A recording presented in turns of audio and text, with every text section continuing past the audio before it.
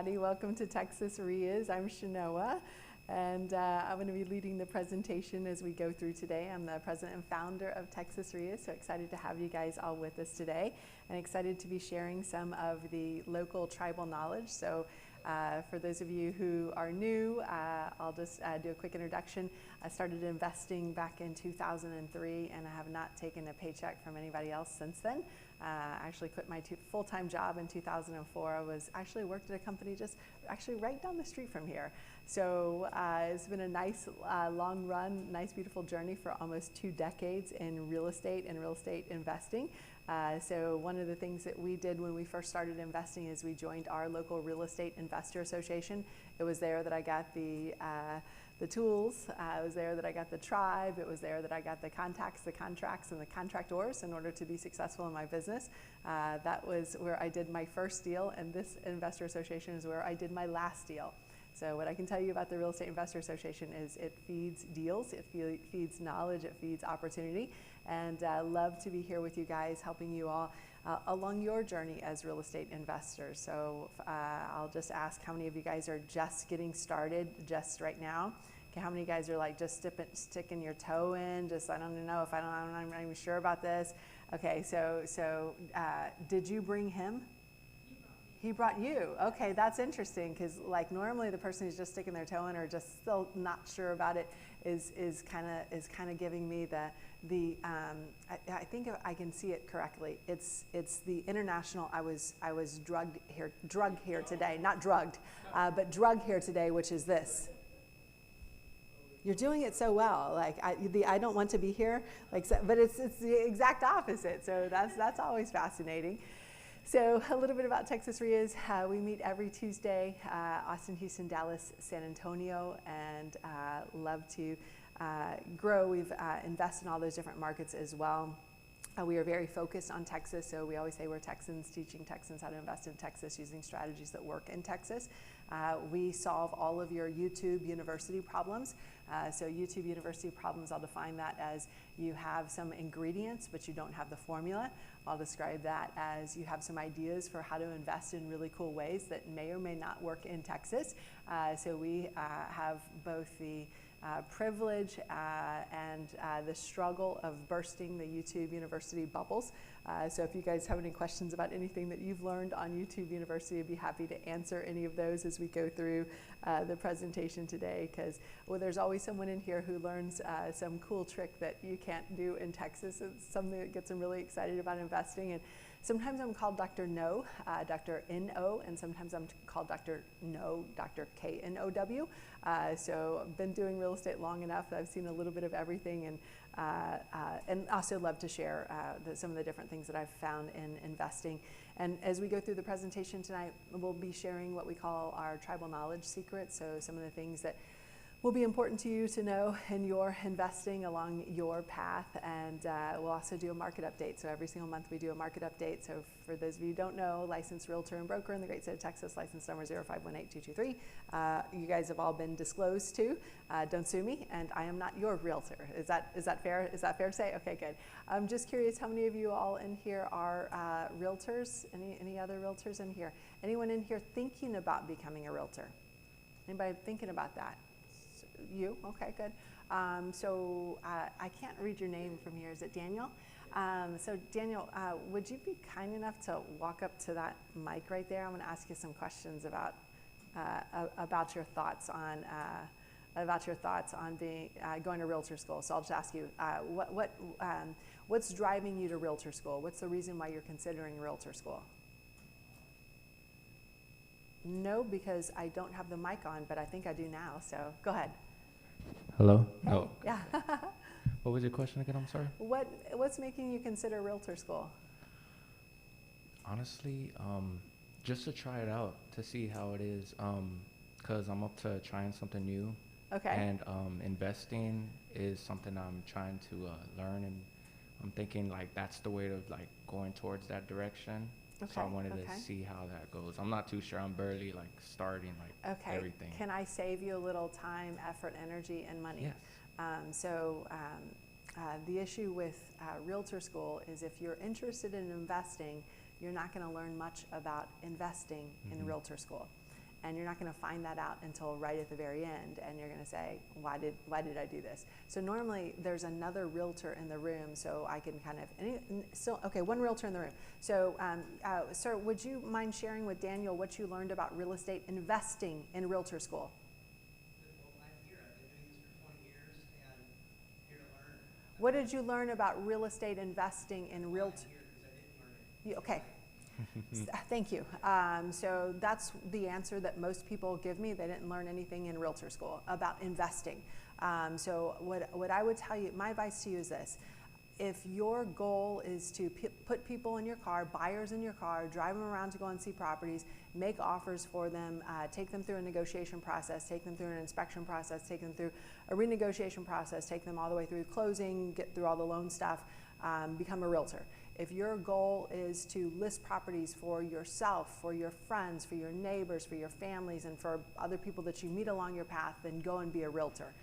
And go to realtor school to do it, right? But if your goal is, I want to invest in real estate, I don't know that realtor school is going to teach you what you need to know to be able to get there. So I see a lot of new investors kind of want to go down that path and say, you know, how I'm going to go to realtor school because I want to learn about real estate investing. And then they get to the end of it and they say, oh, this isn't exactly what I thought it was going to be. So Gotcha. just a little advice for you as you're trying to I'll make make it on your possible. journey. So thank you for being willing to come up as well. So Yes. appreciate that.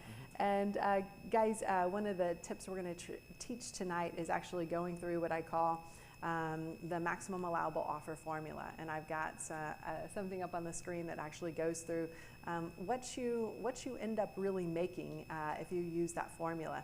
And also want to do a quick commercial for the Real Estate Investor Association for those of us who are watching online. Would you like to be a real estate investor in Texas? Come to one of our free local meetings to get access to free training, wholesale properties, capital, and power teams.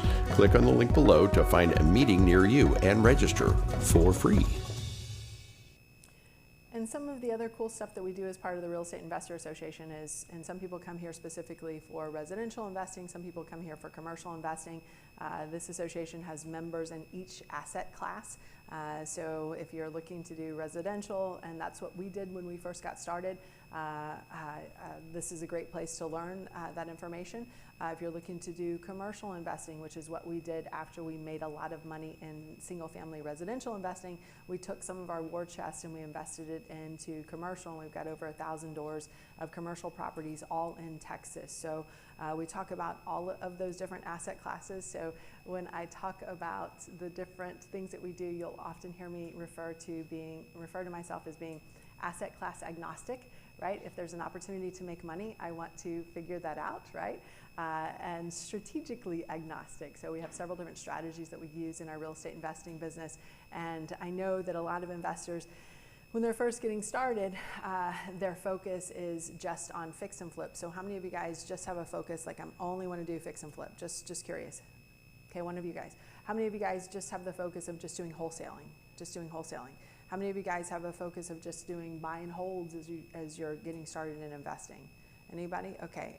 So here's what I'll tell you guys is, and a lot of people will ask me, well, what's the marketing that I need to do to get any one of these different categories? And what I'll tell you is all the different categories that we've just talked about here, they're all categories that you're looking for something that has equity, right? We're all looking for a deal with equity, right? So that we can make money. And so there's several different marketing strategies. In fact, this chart that I have behind me, for those of you guys who are watching in person, we've got about 65 different marketing strategies listed there that we've used over the almost 2 decades of investing in real estate. And what we found is there's no silver bullet when it comes to marketing. There's not just one way to do it. If that were true, then our meeting would be over very quickly. But the truth is that there are many different strategies that you'll want to use for marketing. And for the most part, every single one of you guys are going to be marketing for, and for the most part, I mean like 99.9% of you guys are going to be marketing for properties with equity. And what we've found is sometimes even though we're pulling a list where it looks like, it appears that they might have equity, what do we sometimes find when we start talking to the homeowner? They don't have equity. Where has their equity gone? Equity loan. Where has their equity gone? or refinance. Where else has their equity gone? Where else has their equity gone? Does sometimes it's just start to go away when they stop making payments? Oh yes, right. And how many of the deals that we do are from people who stop making payments at some point in their time period? Is most of them, right? And that's what creates motivation, and motivation creates an opportunity for us to buy it at a good price, right? But what I've found is sometimes we'll get in these situations where we think that they have equity, right? And they'll even, in some cases, even tell us that they have equity. And then here's what I found about real estate investing. For those of you guys who have not been doing it long enough, and I know some of you guys in the room have been doing it for a while, it's been my experience that the more you look at a deal, the worse it gets, right? Has anybody ever come away from a deal and said, wow, this foundation is really in much better shape than I originally thought. Wow, the renovation budget on this thing's going to be much lighter than what I originally thought. That is a rare thing to say. Now it does sometimes happen. I call that a Christmas miracle. But for the most part, as the more you look at a deal, the worse it gets. And sometimes what that looks like is from the standpoint of repairs, and sometimes what that looks like is the standpoint of they stopped making their payment, a year ago, 2 years ago, or more, right? They've declared bankruptcy, they've done TROs, they've done loan mods, now like you're their last choice. And now by the time they've called you, they've run out all the equity in their property. And then sometimes some of the title commitments, so this is after you put it under contract, you send it off to the title company runs a title commitment for you, and they come back and the title commitment reads like a telenovela, right? Divorce, bankruptcy, judgments, liens, it's like, it's kind of both exciting and it's kind of like, oh, this, I knew this deal was gonna have a hair on it. I just didn't know how many hairs it was gonna have on it. So for us, what we found is, again, the longer that you look at a deal, usually the worse it gets. But for us, we still don't want to walk away from that deal. So we decided a long time ago that in order for us to not have to update our resume ever again, we were going to have to figure out how to make money every single time the phone rings. And to be able to do that, you have to be strategically agnostic, meaning you have to be able to not just do the fix and flips, and not just do the wholesales, and not just do the buy and holds, and not just do the wraps, but you also have to understand how short sales work. You also have to understand how basically a wholesale wraparound mortgage to a retail buyer works, right? So for us, we kind of made a game of it over the years of we don't want to let this person get off the phone unless we can find out some solution for them, right? And sometimes that solution is very elegant and effortless and involves us making a lot of money, and sometimes that solution just involves us helping and being of service and being able to put together, do something creative that most people who understand real estate maybe are not the best at being able to do. So for me, the one thing that I decided a long time ago is I don't want to have to update my resume. So at this point in my career, my resume is in some version of DOS that even the techiest of the techie people in this room, which this is, I can tell is a techie town, techie room, would not be able to resurrect, nor would I want you to, because I don't want to ever have to go to work for anyone else. And being strategically agnostic allows us to be able to do that. So one of the things that we like to focus on as well is our market update. So every single month we do a market update for the members of the association, just to make sure you know where the market has been and where the market is forecasted to be going. So Wayne Gretzky has a quote, and it applies to hockey, but it also applies really beautifully to real estate investing. He says, "I don't skate to where the puck is, I skate to where the puck is going to be, and I skate there faster than anyone else." So for us as real estate investors, the best way for us to figure out where the puck is going to be is to figure out where the puck has been and what the trajectory of that puck is going to be. So one of the things that we've done is we've downloaded all of the data out of the MLS to be able to figure out where are the values growing. So we've created an algorithm to be able to figure that out and to be able to understand that and make our both our short-term investment decisions based upon it and our long-term investment decisions based on it. So many of our properties, and anyone who's either a homeowner in this room or has rental property in this room, has been able to enjoy the benefits of this very wild and what I'll call an upside down market that we've experienced over the last several years, where all of our rental properties went up like 30% in value. Our portfolio went up 30% in value. And partially it's just because we are in a supply disruption right now, and that supply disruption is going to continue for probably the next 2, maybe 3, maybe 4, maybe 5 years. So the benefit to you guys who are homeowners is you get to enjoy that right up. Now, so I don't want, sometimes people will come up to me and say, well, Shenoah, my taxes, my property taxes, and it's like, yes, you're crying, you're sad.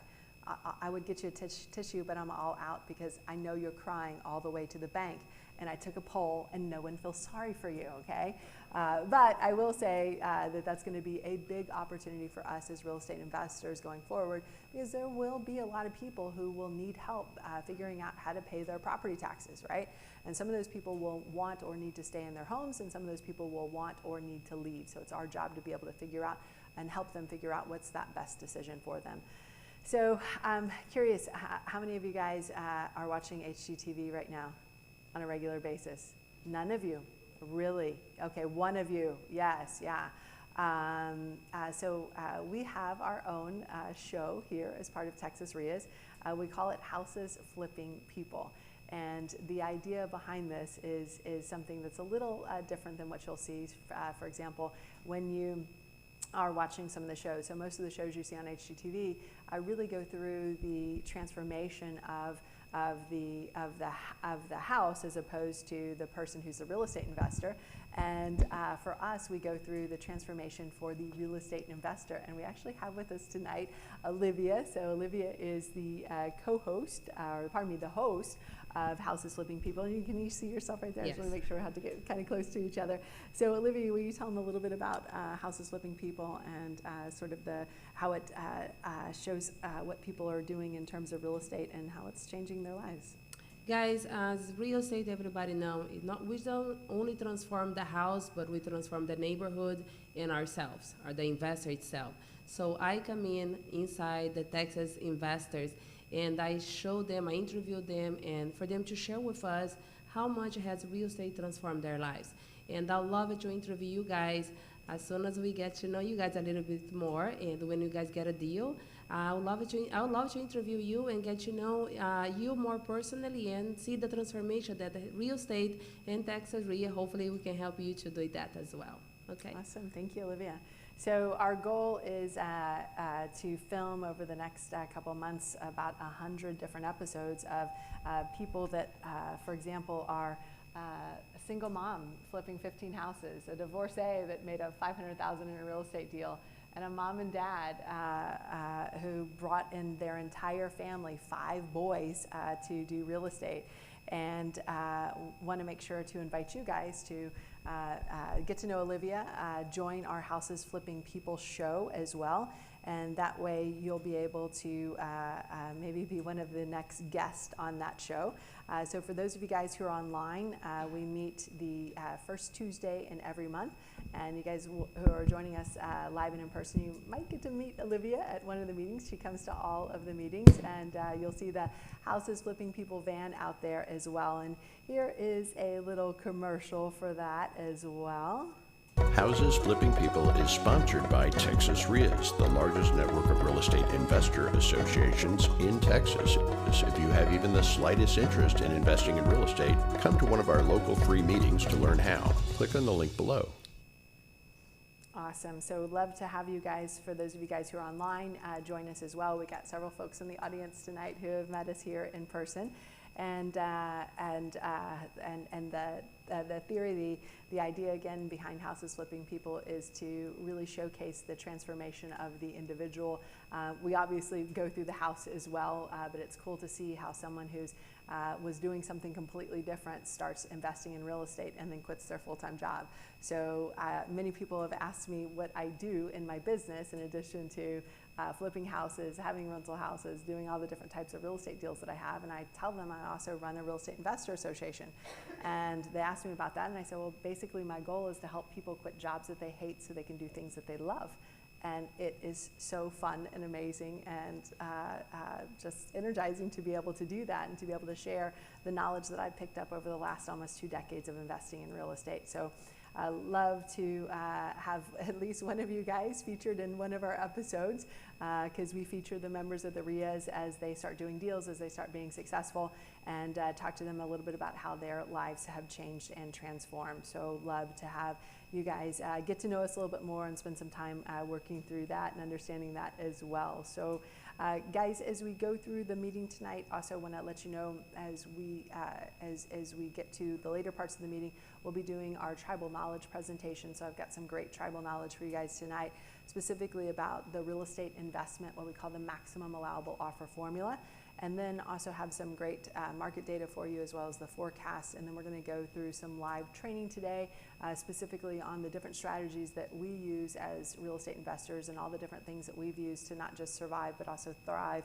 no matter what the market has thrown at us. So, you know, people, you know, have always said, well, this president's coming along, you know, it's over, it's done. And it's like, well, I think we've invested through 4 or 5 presidents and, you know, multiple different changes, you know, when it comes to the legislature, and multiple changes when it comes to all the different things that the different laws here in Texas, and multiple different changes in terms of the contracts that we use and the different things that we have to do in order to stay current. So the real estate investor, part of our job is to make sure you guys stay current and understand some of the different strategies that will help you no matter what the market cycle throws at you. So right now we're in a very upside down market is what I call it.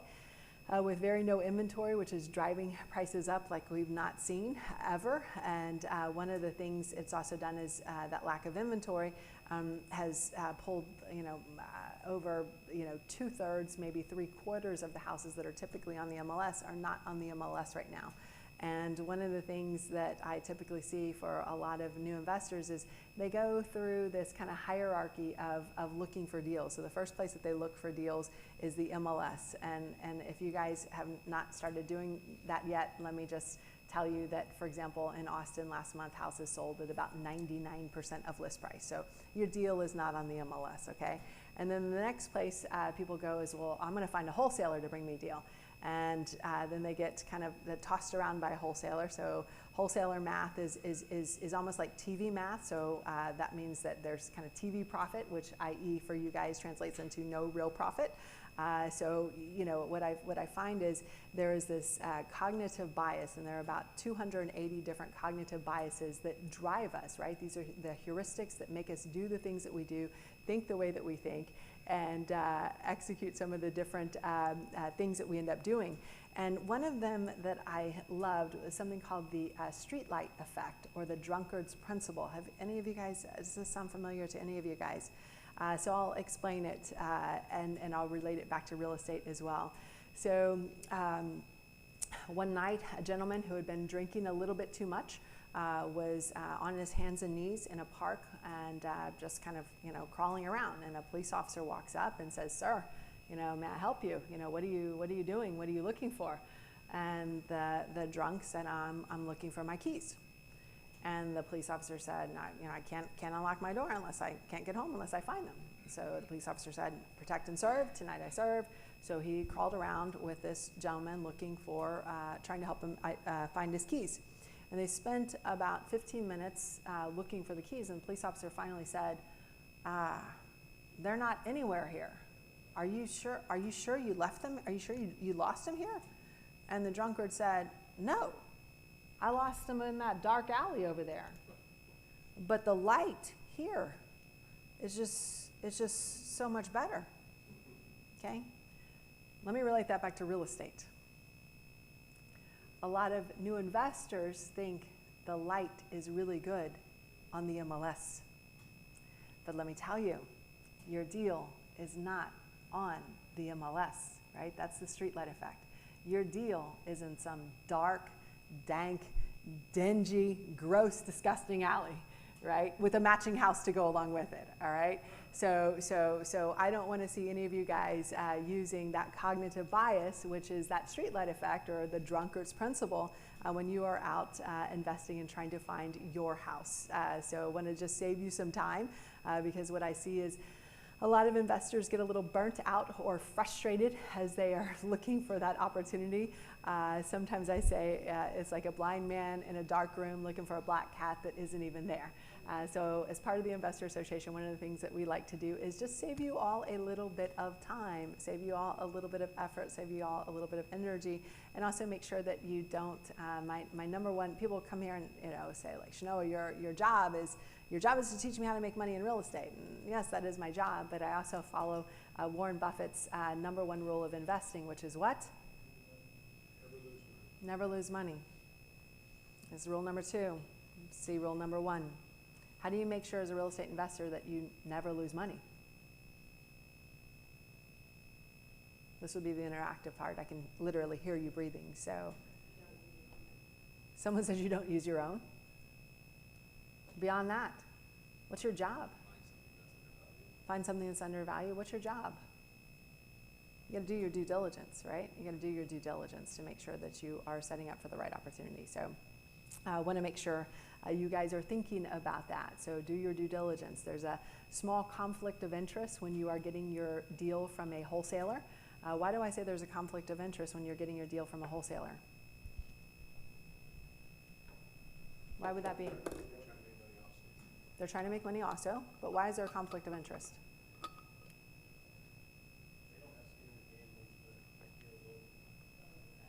They don't have skin in the game once the deal's over. They take the risk-free profit and they hand you the risk-full profit. But why else? You want to sell everything that they have, like you would need to buy very The conflict of interest is they bring you the deal, they bring you the analysis that supports this being a deal. And the only way that they get paid is if you believe it is a deal based on their analysis that they are giving you, right? Is that a little bit of a conflict of an interest, right? Can you see how they may put their interests ahead of yours? That would be an affirmative, right? So your job, right, is to make sure that doesn't happen.